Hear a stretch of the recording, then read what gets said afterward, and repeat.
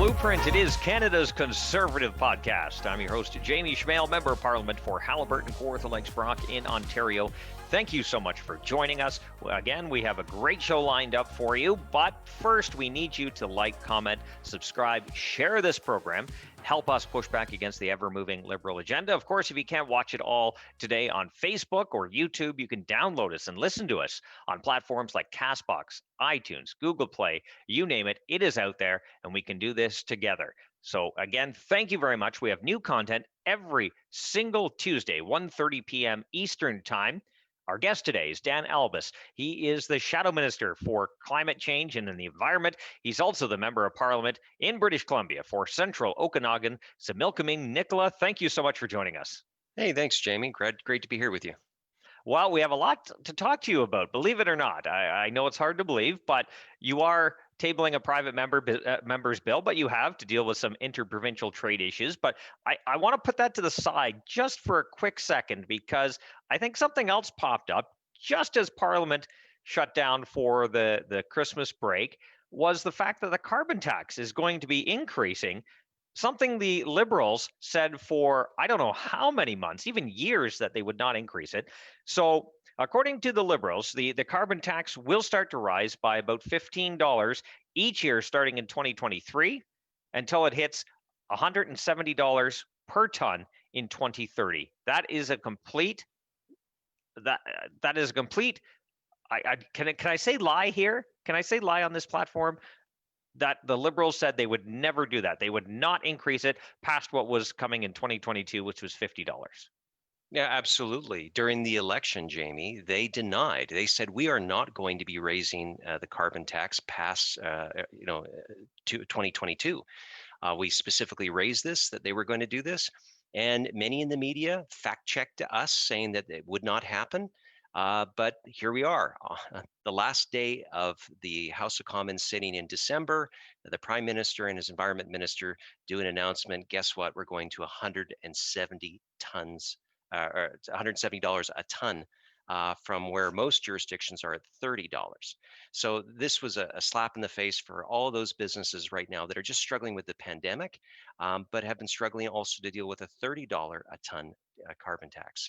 So, right off the bat, to be saying that they did not exercise any, democratic accountability on this, it's just shocking that they would lie to the public, put this out there on a Friday late afternoon, and then not have any scrutiny on this.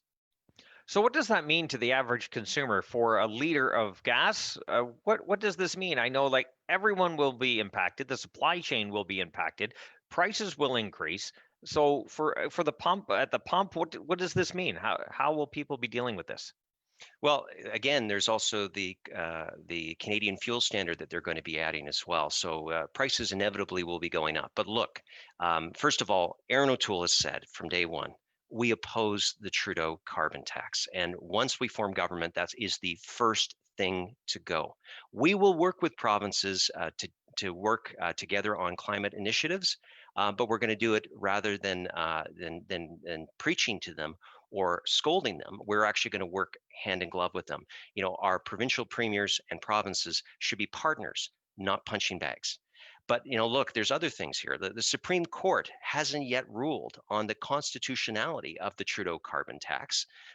Both Scott Moe and Jason Kenney have fought this all the way through the Supreme Court, and so we're still waiting to hear that. So if the Supreme Court strikes it down, it's just curious that the government would go out and do this. So what is it? It's about political chances. We hear that there could be an election. So obviously what they're trying to do is signal to those people that believe a carbon tax is good for Canada, and ignoring everyone else. Look, right now, there are businesses, as I've mentioned earlier, in the that are under the Trudeau carbon tax that are already struggling to get by at $30 a ton. For them to be hearing now during the middle of a pandemic where they're struggling to keep their doors open, that it's going to go to 170. Look, farmers often are price takers. They're not price makers. And so if they have to use natural gas or propane to be able to dry their grain so that they can sell it on a world market where it's a commodity, it's shocking that this government would go ahead. And look, what are we going to deal with the provinces? Like, this is an area of shared jurisdiction. So, Jamie, what happens if a particular province does not want to go on along with this? Are the Trudeau Liberals basically proposing that if the carbon tax that a province or cap and trade system that a province has right now isn't sufficient, are they going to slap down a second one? So there's lots of questions that we need to have answered. But again, they did this at the very end of the House of Commons, so we couldn't hold them accountable like we should, and we will. You mentioned a few times about how businesses are struggling as it is. What does this do? What does a carbon tax at that level do to Canada's overall competitiveness across the global markets? Look, I'll give you the example. When I was in Windsor, I talked to a gentleman who had a special bakery operation. He does the pita bread that you see at your local market. And he said specifically at the time that the rates of the cost to run his facilities in Ontario, due to many of the actions done by Jerry Butts and Kathleen Wynne provincially, had led him where he was losing ground because he could not match the prices by someone over just across the bridge in Detroit. So these are tangible examples where government costs get loaded down onto these small businesses, and inevitably they either have to shut down and move to the other jurisdiction, or they just shut down. And right now, during a pandemic, this isn't the time to be doing that. One of the famous lines the Liberals always use is Canadians will be getting more money back. There will be money in the rebates, but we all know government doesn't have anything at first. It has to take it from others in the form of taxes. So how are the rebates getting bigger? At some point, who is paying this? Yeah, there's some questions about how this carbon tax works from the federal perspective. Dan Kelly, the Canadian Federation of Independent Business head, has said that right now they're actually taking from the local ma and pa store that have to pay that carbon tax and often have to eat it because, again, they're price takers, not price makers. And essentially, the government is giving it to other people. And so that makes it so eventually they're going to get squeezed out. This is the reason why we oppose the carbon tax. It's going to push jobs and opportunities to other areas like the United States that don't have it through carbon leakage. And it also just again puts more burden on those that are trying to just keep their head above water during this time of COVID. One of the other lines we also hear from the Liberals a lot of time is that they need to invest in green technology. And I think we all to a point agree with that. But I think the difference is the Liberal plan picks winners and losers in the market. It's almost like predetermined innovation is what they're trying to get at. Whereas our plan, for the most part, calls for incentives for businesses to produce the best product or the best service that the individual gets to choose from and letting the market decide the path forward. Well, and that's why we need to be working with provinces, not against them. And that's simply because every province has an energy mix. For example, hydro is used extensively in British Columbia and Quebec, while nuclear is used a lot more to replace coal in Ontario. Every province has a different mix. It has a different energy need, and we need to be working with them. And that's the real big difference between conservatives and liberals. Liberals want to see a reality where what they want to see happens. Conservatives want to see it done from the ground up in a reasonable way, where provinces that are best situated and also have under the Constitution the levers for control of energy and many of these other important aspects to climate change. And that's why we need to work with them. As I said earlier, this government seems to want to scold. I saw the Minister of the Environment actually trolling the Premier of Saskatchewan. That's just not something you'll see on an Aaron O'Toole government. We'll work with provinces because we think that there's lots of things we can do together. We can champion forestry. We can champion clean LNG to be exported to offset many of the coal-fired facilities in places like China or other Asian countries that are growing and hungry for more fuel. Like, this is where we can actually be fighting climate change and helping jobs and the economy. That's the biggest difference here, Jamie. Under an Aaron O'Toole government, you'll actually see emissions go down, jobs going up, investment coming to Canada, and we'll see more critical habitat restored. That's what we're aiming to do, and we will hold these Liberals' feet to the fire for betraying what they told the Canadian public, saying that they would not be raising the carbon tax after 2022.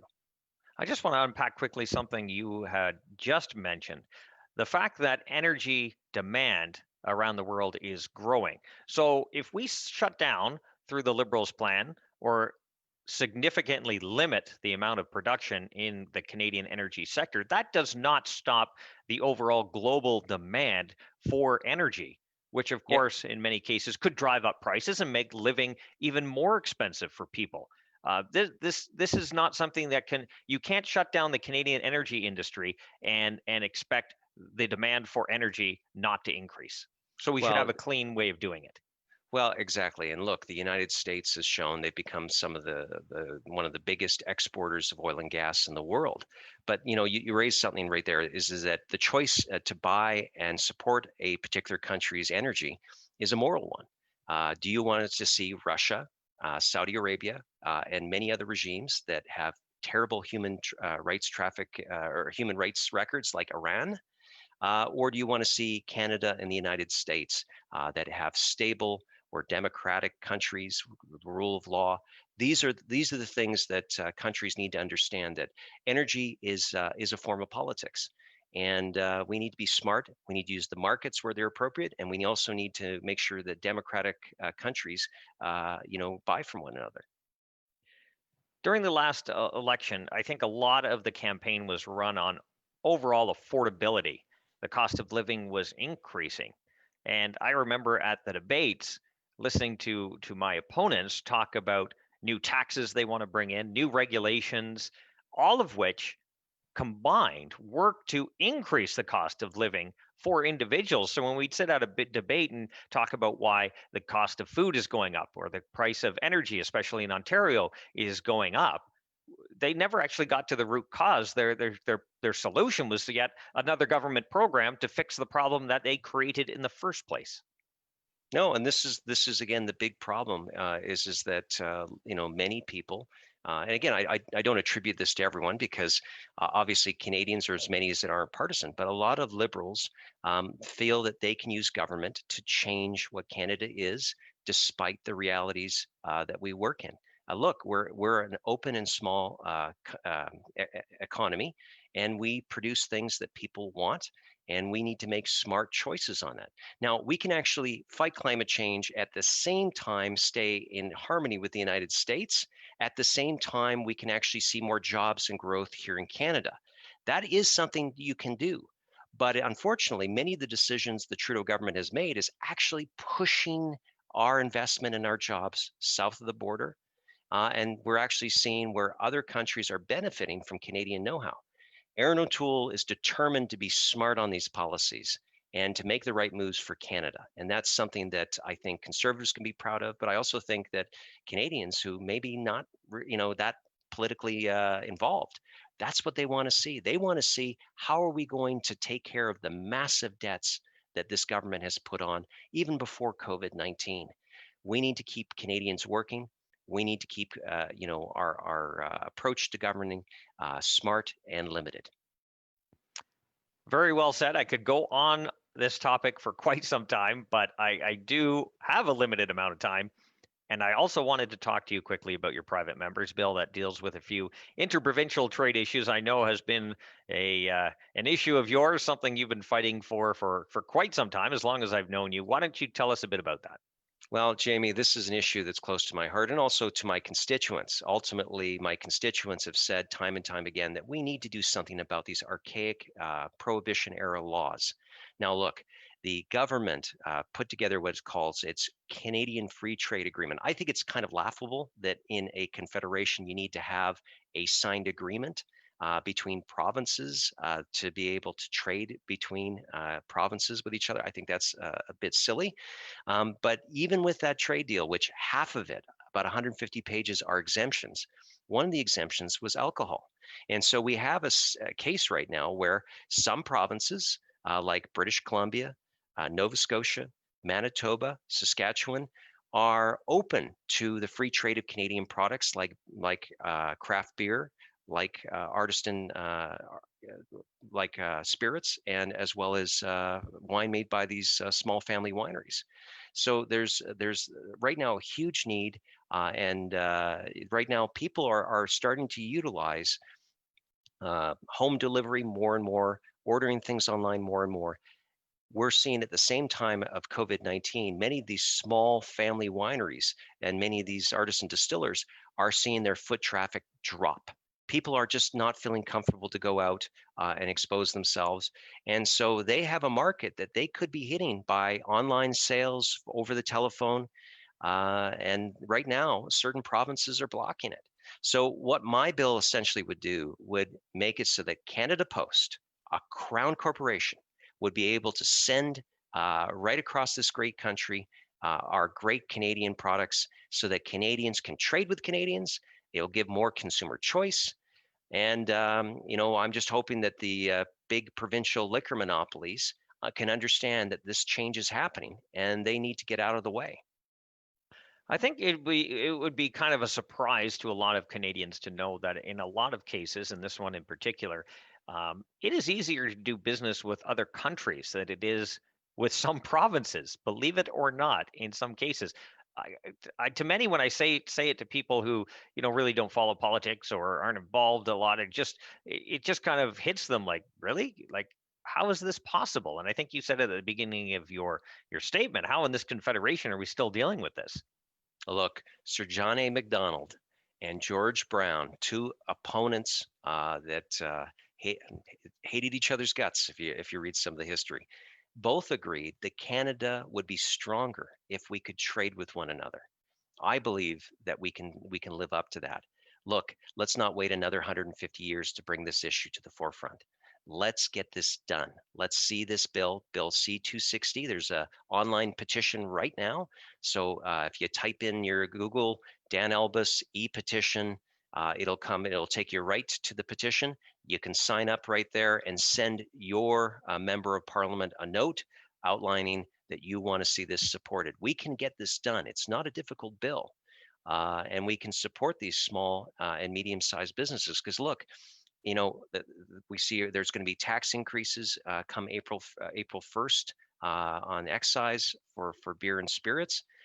We have some trade uncertainty for small and medium-sized wineries because the Liberals botched, a negotiation at the WTO with Australia.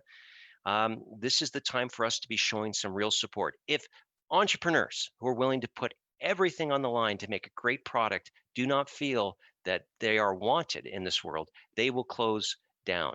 Let's show them that COVID-19 is an opportunity to say, no, there's opportunity here in Canada. We want your beer, we want your wine, we want your spirits, and we want to make sure that any Canadian can order them. I think this goes to kind of a link to our previous conversation about how Canada is falling behind in terms of being competitive in the global market or even in the domestic market. We're seeing struggles within our energy industry, the anchor in our economy in a lot of cases, in the mining industry, and it goes on and on. There are a lot of industries that are hurting right now, and as you mentioned, because of policies by this Liberal government. Oh, absolutely. And Aaron O'Toole, in his leadership bid, he had issues on internal trade, he had them on oil and gas, and he's had them on competitiveness. So, look, we are every day in the House of Commons, we are criticizing the government, but we're also offering solutions.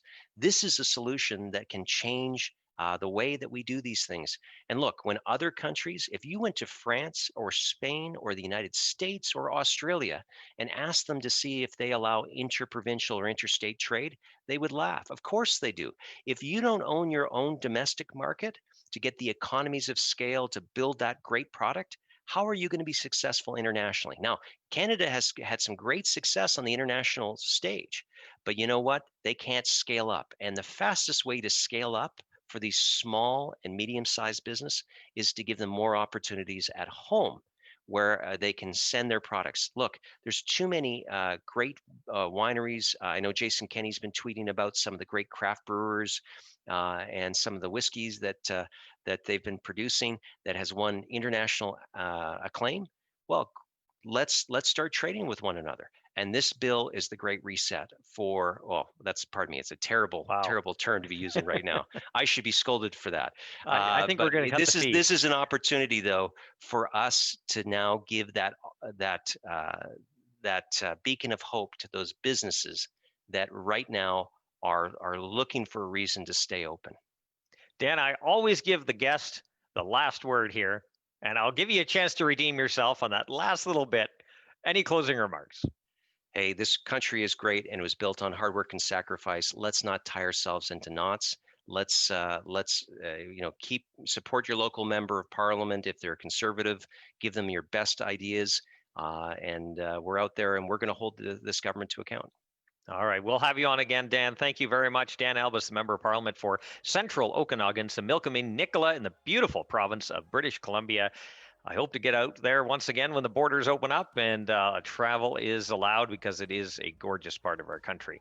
Thank you very much for joining us again. 1:30 p.m. Eastern Time every single Tuesday. You will get new content. You will get the message not often heard through the mainstream media. So because of that, we ask that you like, comment, subscribe, share this program. Maybe you have a friend or a neighbor that hasn't heard a conservative message before, but might be open to voting conservative. We need to hit that person, that individual, that family, in order to ensure that Aaron O'Toole is the next prime minister, ensure that the Conservatives are the next government of Canada whenever that federal election will happen. So thank you very much. Your help is greatly needed. If you can't watch it all today, download it. Content available on Spotify, iTunes, CastBox, you name it, it is out there, and together we can push back against the ever-moving liberal agenda. Don't forget, low taxes, less government, more freedom. That's the blueprint. Thanks for joining us.